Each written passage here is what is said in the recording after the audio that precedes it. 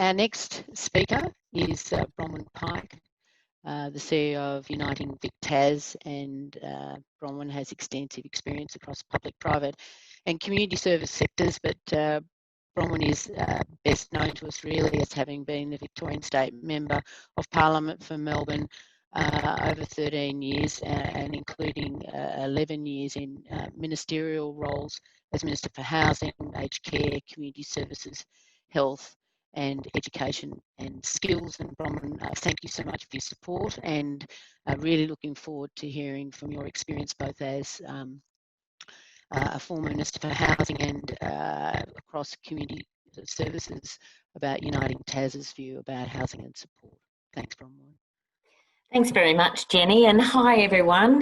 Great to see some familiar faces, and in fact probably people who've been working with government for years and years on homelessness strategies and, you know, trying to address long-term, often intractable problems.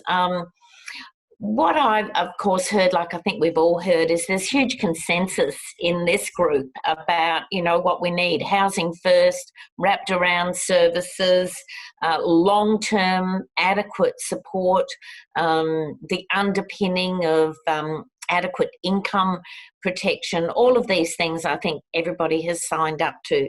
So what I want to just briefly pick up on, in fact, our Minister Foley's comments about opportunities, because I think we've all recognised that the COVID experience is probably creating a kind of a new normal for many people within the community, and hopefully there are things that we can build on, opportunities that have been realised that we thought could never be realised in this context, and we can kind of bottle those things and think about what it might mean for what we do into the future. Laura actually touched on one of the ones that was on my list, and I'll talk about that in a moment. But I guess the first thing we've seen is that government can kind of act very, very quickly when it has to. Things that people thought were impossible, things that people have been lobbying for years, suddenly get turned around really, really quickly. Doubling of job seeker, creating of a job keeper payment. Things like telehealth. People like me have been banging on about telehealth in the health sector for years and years. And whoopee, you know, it's up and running. It changes people's experience of their relationship with the health sector. Things can happen very quickly. We can change very quickly. How many of us have become experts at Zoom and Teams and all of those sort of things that we, you know, and learning all these little tricks and ways of relating that we, you know, hadn't really needed to do as much in the past, and now we're kind of all experts. So, you know, we can do things. We can do them really quickly, and we can kind of point that out and use this as a new platform for advocacy and lobbying and showing people that things can change. We can collaborate very quickly. You know, who thought there'd be a national cabinet that would be meeting once a fortnight, would be making national decisions, would be able to put aside, hopefully, for a longer term than just now, you know, some of the kind of entrenched partisan differences that there are. And thirdly, I want to pick up on Laura's comment about changes in society and changes in community attitudes. Laura, I thought you were describing my life as a minister, because I can tell you that every time I wanted to put up a homeless service, you know, a community-based juvenile justice response, housing for people with disabilities, anything that, you know, people thought was threatening about their own kind of personal security was always opposed, and, you know, people are very sophisticated at drawing upon planning laws and all sorts of things to tell you why it wasn't going to be the best idea to have these people near them.